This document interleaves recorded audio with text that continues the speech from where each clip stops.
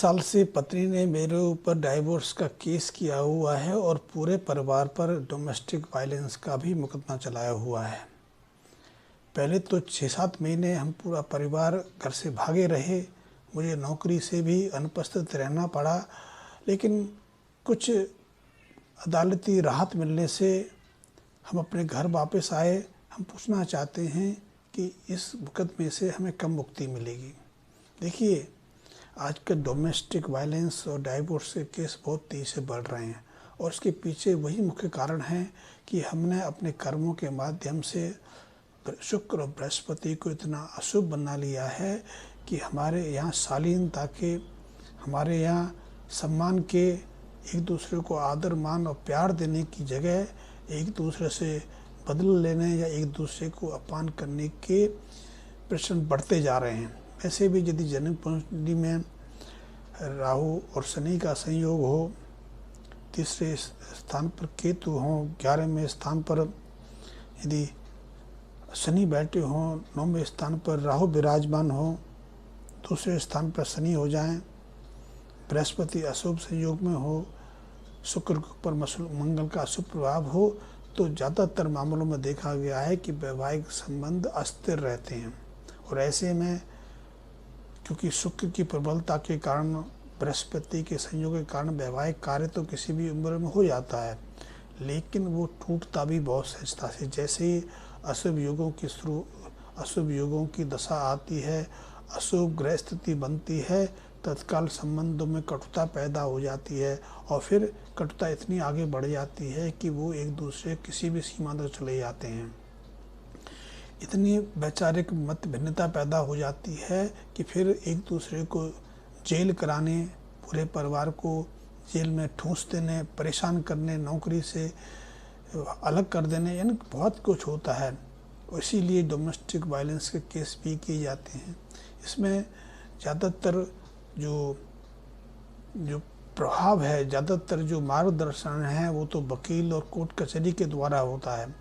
वैसे भी शनि जो हैं हमारे जन्म कुंडली में न्यायप्रिय ग्रह हैं, उनको न्यायाधीश कहा गया है और इसीलिए आपने देखा होगा कि हमारे कोर्ट में चाहे न्यायाधीश हों या वकील हों, दोनों ही काले रंगे काले कोट पहन के, क्योंकि उसके पीछे क्या कारण हो सकता है, किसी ने किसी को बाधित थोड़ी किया, लेकिन ये एक प्रश्न बहुत कालों से चला आ रहा है क्योंकि न्याय के ऊपर, कोर्ट के ऊपर, वकील के ऊपर और न्यायाधीशों के ऊपर शनि का प्रभाव रहता है।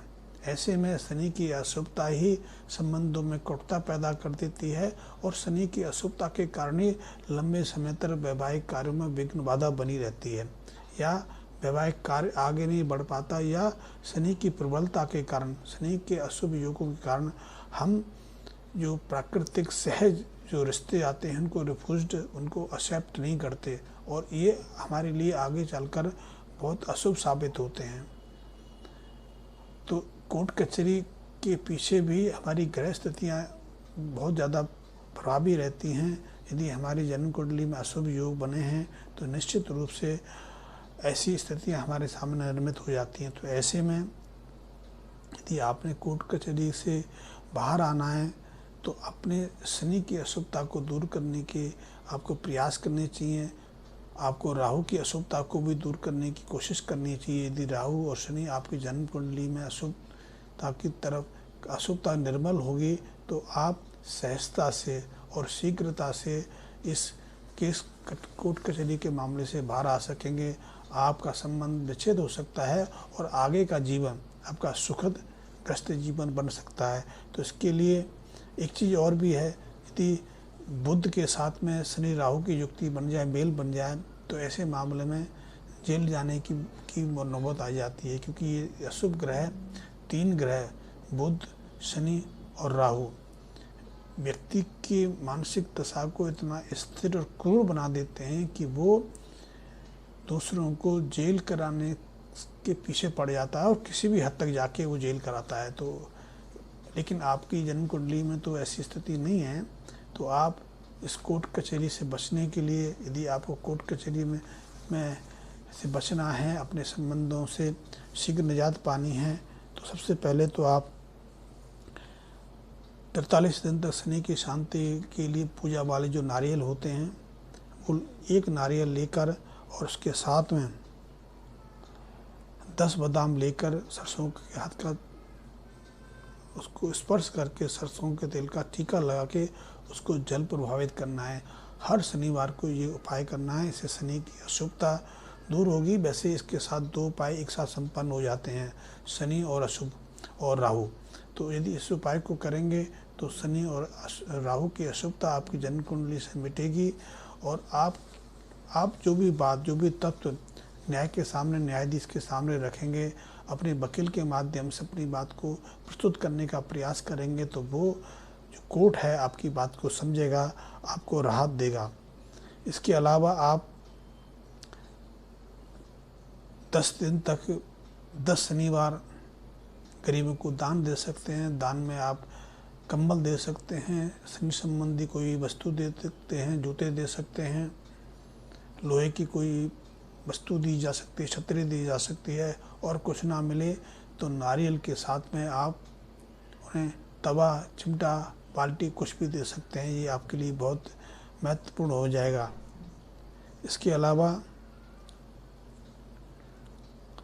आप अपने घर में शनि संबंधी कोई भी वस्तु ना रखें, क्योंकि शनि संबंधी कोई भी वस्तु रखेंगे तो आपकी जन्म कुंडली में शनि प्रबल अशुभ बना रहेगा। ऐसे में यदि आपके घर में कोई जंग लगे, लोहे के आइटम्स हैं, गाटर है, सरिया है या कोई और चीज़ है, या फिर बरसात में भीगी हुई लकड़ियां हैं जैसे छत पर पड़ी रहती हैं, आंगन में पड़ी रहती हैं, तो उनको अपने घर में सुरक्षित ना रखें।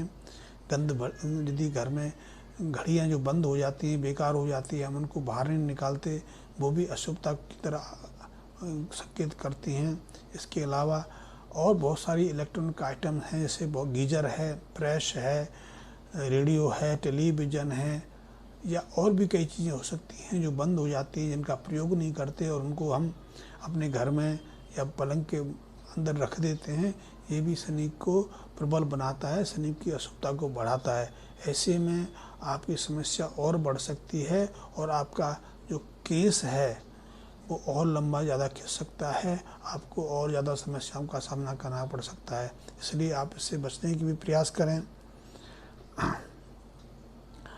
इसके अलावा एक काम और करें कि आप हर शनिवार को ना हो तो आप बृहस्पतिवार को आप किसी मंदिर में जाकर वहाँ किसी ब्राह्मण का, किसी ब्रह्मचारी का, किसी पुरोहित का सम्मान करें, उनको भोजन कराएं, उनको वस्त्र आदि दें। यदि कोई ब्रह्मचारी बच्चा पढ़ने की प्रयास में है, उसके पास फीस नहीं है, किताब नहीं है, यूनिफॉर्म नहीं है या रहने का स्थान नहीं है, तो उसकी मदद करें। ये बहुत उपयोगी प्रयोग है। आप इसको ब्राह्मण के साथ ना जोड़ें। यदि ब्राह्मण है तो अति उत्तम है, अन्यथा कोई भी जो एजुकेशन लेने की उत्सुक व्यक्ति है उसकी मदद अवश्य करें।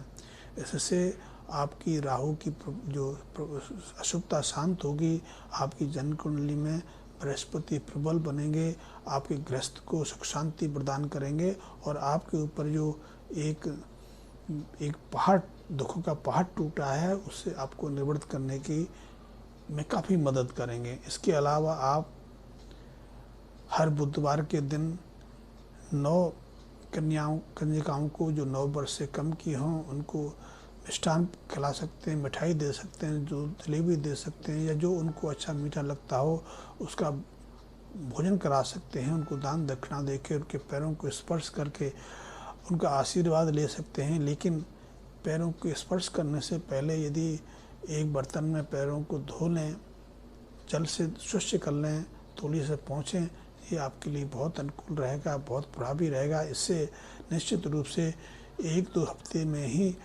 आपको कोर्ट से अच्छी राहत मिल जाएगी, कोर्ट से आपको काफ़ी मदद मिल जाएगी। आप ये कर सकते हैं। तीसरा, आप हर सोमवार को किसी मंदिर में दूध, चावल, चीनी, सफ़ेद वस्त्र, चांदी, जो भी आपके पास संभव हो वो वहाँ चढ़ा सकते हैं, वहाँ दे सकते हैं। इसके अलावा आप यदि आपके पास सामर्थ्य है तो सतनाजा पक्षियों को खिलाएं, चिड़ियों को खिलाएं। सतनाजा में 7 तरह के नाज होते हैं, उनको मिक्स कर लें और उन्हें 3-4 मुट्ठी प्रतिदिन प्रातःकाल खाली पेट आप उसको पक्षियों को डाल सकते हैं। गाय की सेवा करना भी आपके लिए बहुत उपयोगी, बहुत मददगार साबित होगा। गाय यदि काली मिले तो बहुत उपयोगी है। काली बछड़े वाली गाय हो, ये अति उत्तम है। अन्यथा कोई भी गाय हो सकती है, और देसी गाय हो तो ज़्यादा बढ़िया है। उसकी सेवा करें, उसको हरी चारा खिलाएं, उनको आलू में हल्दी का हाथ लगा के उबले आलू दें, वो भी आपके लिए बहुत मददगार आप होंगे। आपका कोर्ट केस बहुत जल्दी से सुलझ जाएगा, आप बहुत जल्दी से डाइवोर्स से बाहर आ जाएंगे, संबंध विच्छेद हो जाएगा, और आगे का जो जीवन है, आगे के जो ग्रस्त जीवन है, वो सुख समृद्धि से, संपन्नता से, प्रसन्नता से आप जीवन यापन कर पाएंगे। आप छोटा ये उपाय करके देखिए, आपके जीवन में एक बदलाव आएगा। धन्यवाद।